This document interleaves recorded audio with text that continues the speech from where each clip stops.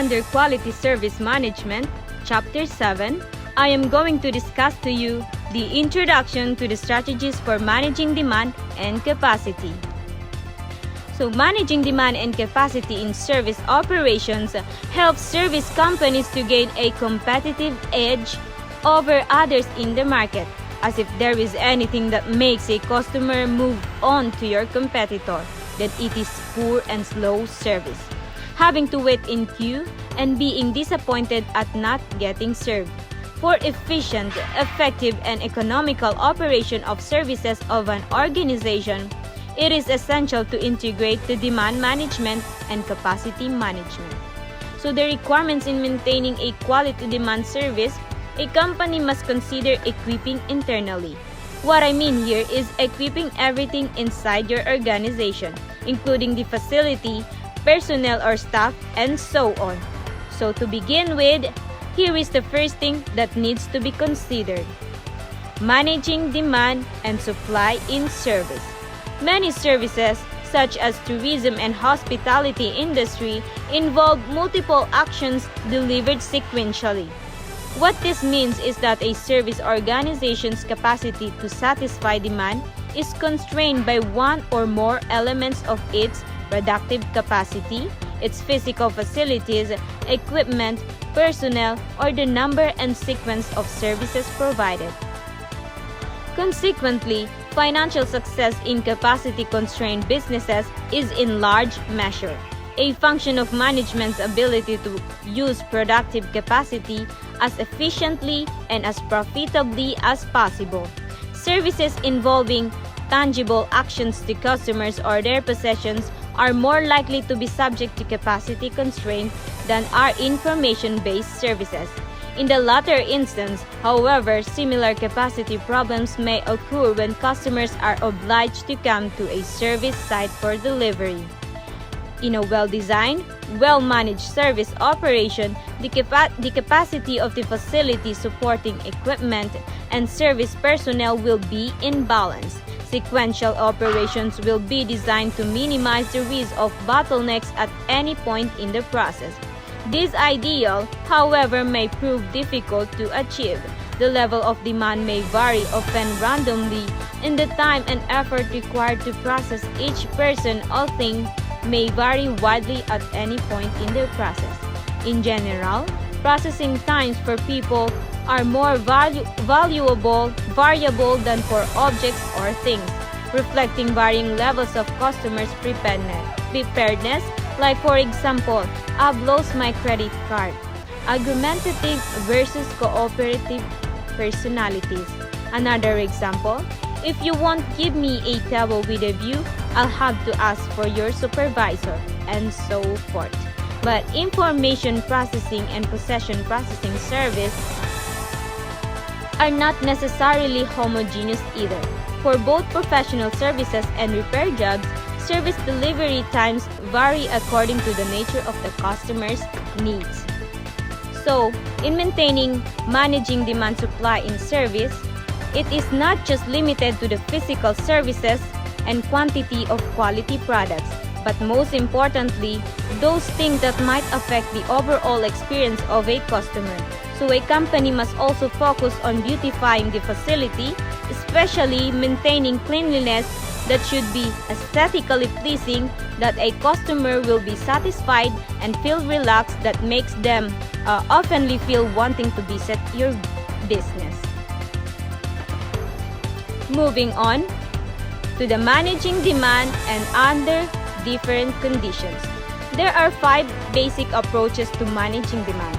The first, which has the virtue of simplicity but little else, involves taking no action and leaving demand to find its own levels.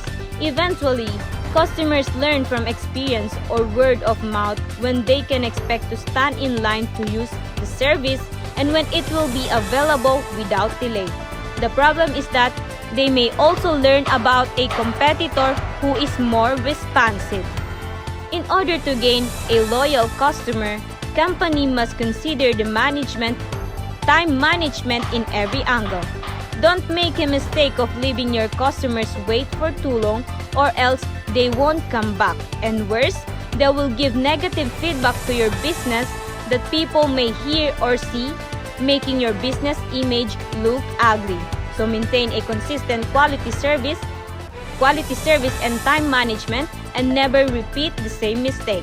Assess your staff and remind them always with their tasks to satisfy the customers. Last but not the least is the capacity situation relative to demand. It is divided into three categories. Approach used to manage demand. The second one is insufficient capacity, or known as the excess demand. And lastly, the excess capacity or the insufficient demand. More strategic approaches attempt to influence the level of demand at any given time by taking active steps to reduce demand in peak periods and increase demand when there is excess capacity. Two additional strategies involve inventorying demand until capacity becomes available. A firm can accomplish this either by introducing a reservation system that promises customers access to capacity at specified times, or by creating formalized queuing system, or by a combination of the two.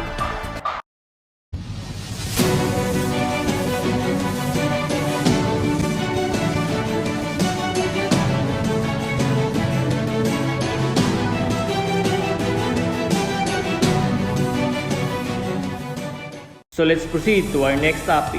Using marketing strategies to shape demand patterns, 4 of the 8 P's play a part in stimulating demand during period of excess capacity and decreasing it during period of insufficient capacity. Ang presyo ay kadalasan ang unang variable, ginagamit ng mga kumpanya upang gawing balanse ang demand at supply. Ngunit ang mga pagbabago sa produkto, diskarte sa pamamahagi at mga pagsisikap sa komunikasyon ay maaari ding magkaroon ng mahalagang papel. Effective demand management efforts often require changes in 2 or more elements simultaneously. So the first one, price and other user outlays. One of the most direct ways of reducing excess demand and peak periods is to charge customers more money to use the service during those times. Increasing in no financial outlays may have a similar effect. For instance, if customers learn that they are likely to spend more time and physical effort during peak periods, this information may lead those who dislike waiting in crowded and unpleasant conditions to try later, or to use an arm's length delivery alternatively like the internet or self-service machines. Similarly, the lure of cheaper prices and an expectation of no waiting may encourage at least some people to change the time of their consumption behavior. Para maging epektibo ang monetary price ng isang serbisyo bilang isang tool sa pamamahala ng demand, ang mga tagapamahala ay dapat magkaroon ng kaunting kahulugan sa hugis at slope ng demand curve ng isang produkto. Iyon ay kung paano tumutugon ang dami ng serbisyong hinihingi ng pataas ay sa pagtaas o pagbaba ng presyo sa bawat unit sa isang particular na punto ng panahon. Ang pangalawa, changing product elements. Although pricing is often a commonly advocated method of balancing supply and demand, it is not quite as universally feasible for services as for goods. A rather obvious example is provided by the expected demand problems of the ski manufacturer and the ski slope operator. The manufacturer can either produce for inventory or try to sell skis in the spring and summer at a discount. If the skis are sufficiently discounted, some customers will buy early in order to save money. However, in the absence of skiing opportunities, no skiers would buy lift tickets for use on a midsummer day at any price. So, to encourage the summer use of the lift, the operator has to change the service offering. Number 3. Modifying the place and time of delivery. Some firms attempt to modify demand for service by changing the time and place of delivery by choosing one of the two basic options. The first option, varying the times when the service is available to reflect changes in customer preferences by day of week, by season, and so forth. Theaters and cinema complexes often offer matinees on weekends when people have more leisure time.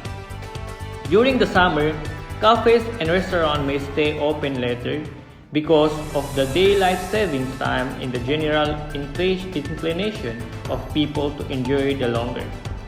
Warmer evenings outdoors, retail shops may extend their hours in the pre-Christmas season or during school holiday period. Second, offering the service to customers at a new location. One approach is to operate mobile units that takes the service to customers rather than requiring them to visit fixed site service locations. Examples including traveling, libraries, mobile car wash, and windshield repair service, in-office tailoring service, home delivered meals and catering services, and vans equipped with primary care medical facilities. So the fourth one, promotion and education. Communication efforts alone may be able to help smooth demand even if the other variables of the marketing mix remain unchanged. Signage, advertising, publicity, and sales messages can be used to educate customers about the timing of peak period and encourage them to use the service at off-peak times when there will be fewer delays.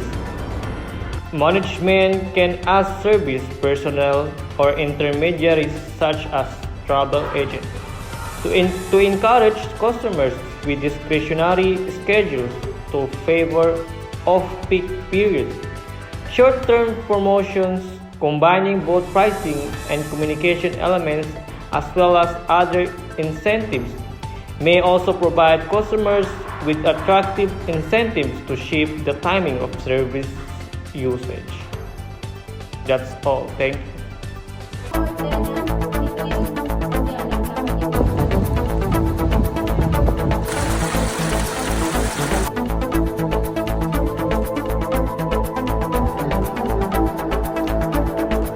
Let's move on to the managing capacity. Managing capacity and operation may experience many changes and fluctuation in demand for its products or service, and must be able to minimize opportunity of demand without having excess capacity.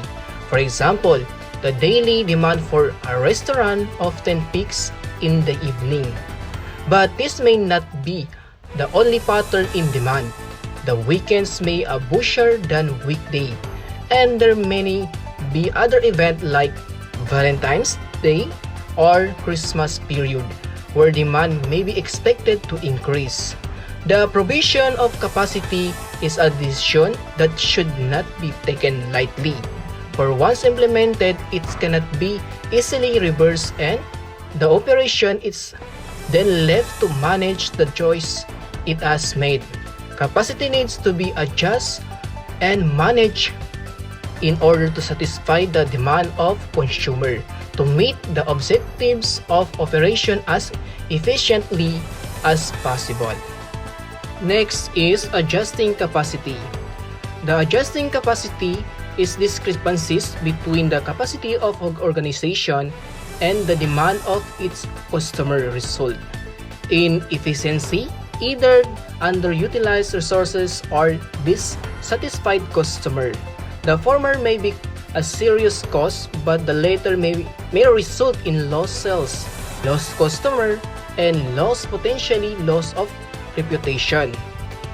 The ability of the operation to adjust the key resources will minimize these discrepancies. Some capacities changes can happen almost instantly. Others may take longer time to put in place. The capacity of the operation is a complicated mix of resources. These resources are inputs, the process that allow capacity to be expanded and contract by changing the inputs into the process. How flexible resources is demanding on how quickly it can be altered. The existing capacity of service resources can often be expanded temporarily to match demand. In such cases, no new resources are added. Rather, people, facilities, and equipment are asked to work harder and longer to meet demand. Number 1 is stretch time.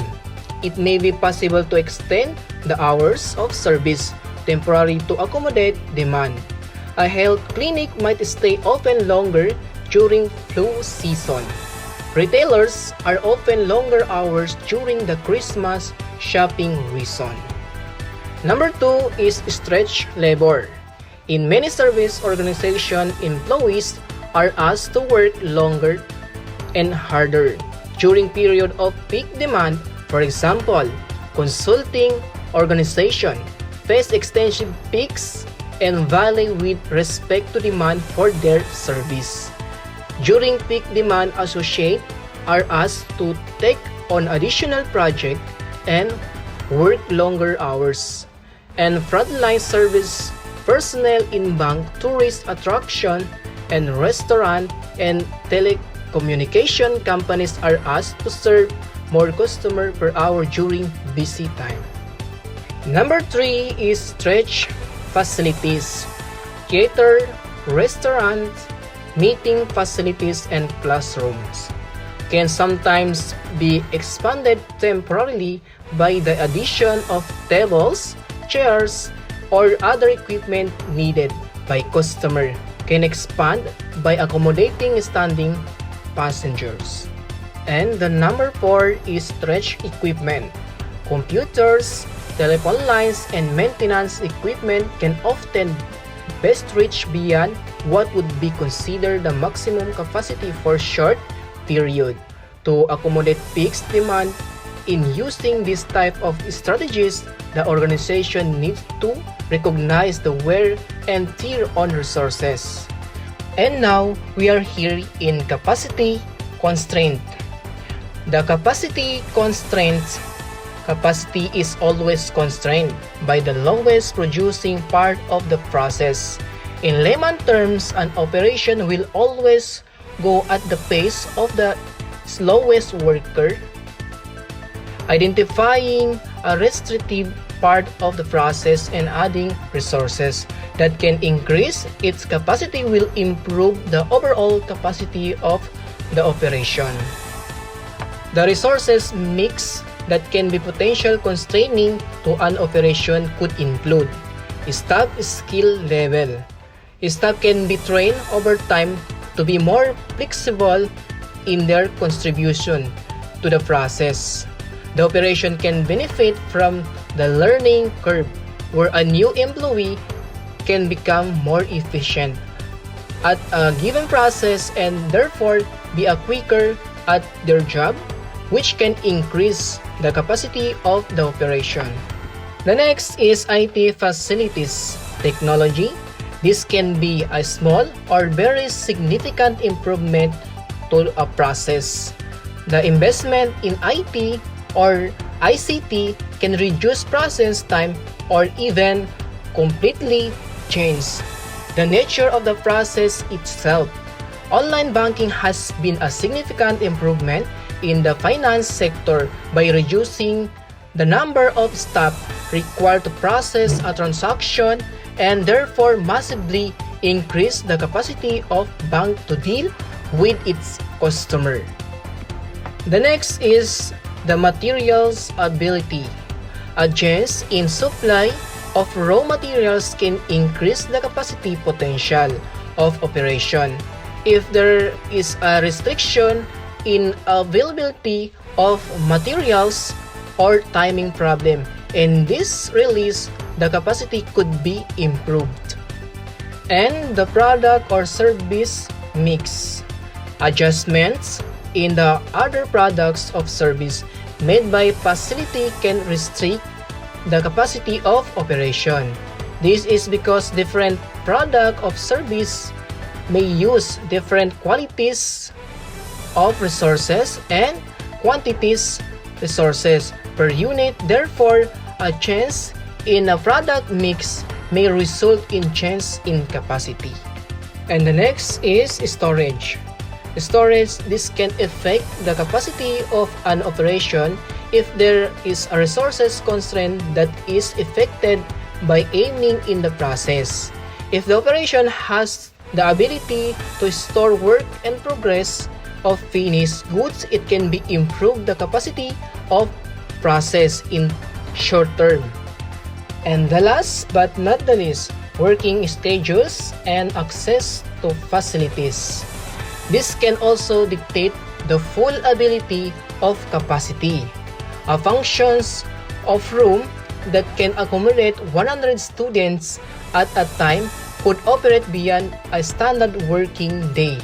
However, both staff and student may have an issue regarding 6 a.m. lectures. Hello guys!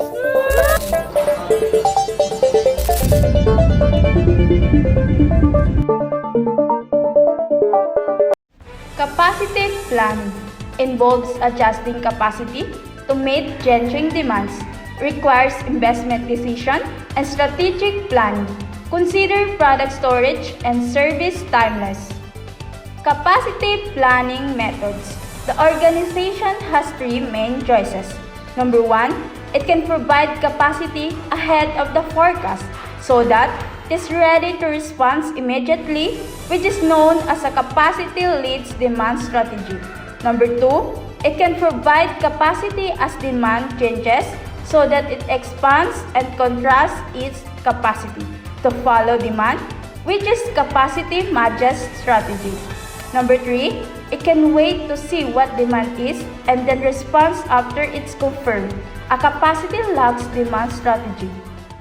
Capacity leads demand. Invest in access capacity before demand increases. Ready for immediate response. Reduce missed opportunities but higher costs, potential waste. Capacity matches demand. Adjust capacity in response to changing demands. Efficient resources allocation. Reduce waste. May struggle with sudden spike. Capacity lags demand. Increments of capacity are only added after the demand has increased. By providing capacity after demand rises, this allows organizations to provide capacity with certainty and reduces the risk of incorrect investment into capacity increases. This is less risky than providing investment ahead of demand. Capacity timing refers to the ability to increase or decrease capacity in response to changing demands. Can be viewed in three time phases. The first three time phases, which is the short-term planning. Short-term planning, this is reactive time scale, can be as immediate as adjusting capacity on the same day or on time scale up to around 3 months, depending on the industry. Here, only flexible resources can be applied to increase the capacity. It may be costly to the operation as the speed of readjusting the resources may be higher on short time scale. Example, overtime for existing staff. Having multi-skilled staff who can be relocated to where a bottleneck has occurred. The second three time phases, the medium time planning. This time scale is behind immediate managing of the operation and has a horizon of around 3 to 18 months. This gives the operation more time to make plans to adjust capacity, and therefore, the changes are more significant than the short-term plans. For example, hiring or firing contract staff, lessening facilities. For example, if processing calls, additional call center support can be hired. The last 3 time phases, the long-term planning. This planning is a time scale behind 12 to 18 months. Here, the investment decision tend to be more significant and will link to the strategy of operation. The changes will take a long time to implement but also different to reverse.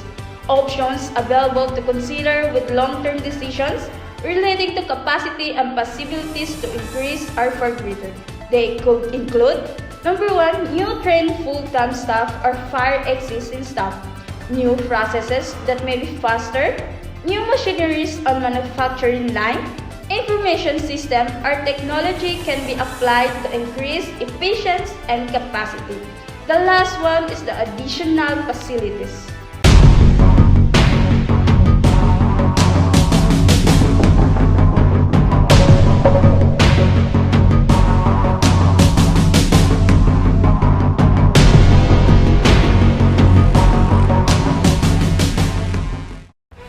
Queuing is a process where individuals or entities wait in line for a service, resource, or attention.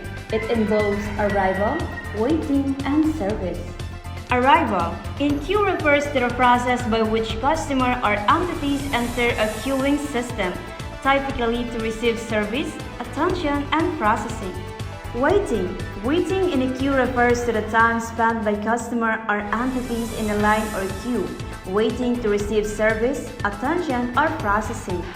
Service in a queue refers to the process of providing assistance, support, or processing to customers or entities waiting in a line or queue.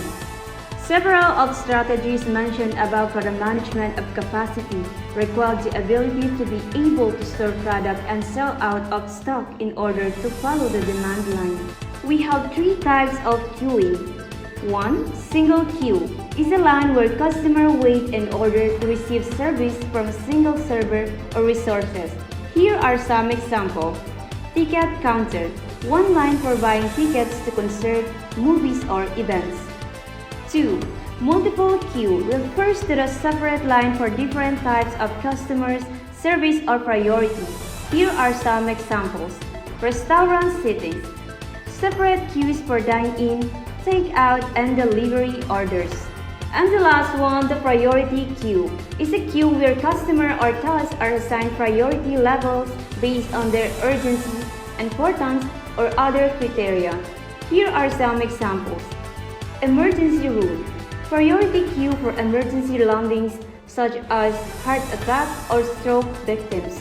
In generally, queuing refers to the process of managing and organizing people, object, or task in a line or sequence, often waiting for service, attention, processing, access, and resources. Psychology of queuing. The psychology of queuing refers to study human behavior, emotion, and perception while waiting in line. Understanding these factors help organizations design more effective queue management system. 1. Perceived wait time. People's subjective experience of waiting. 2. Anxiety and stress. Uncertainty, lack of control, and long wait increase anxiety. 3. Fairness and justice. Perception of unfair treatment or unequal waiting time. By understanding and addressing perceived wait time, businesses can improve customer satisfaction and loyalty. Under the psychology of queuing can help organizations design more efficient, comfortable, and enjoyable waiting experience. Additionally, it is also important to understand how the disadvantages of queuing can be minimized by considering the feeling of the customers toward the queue.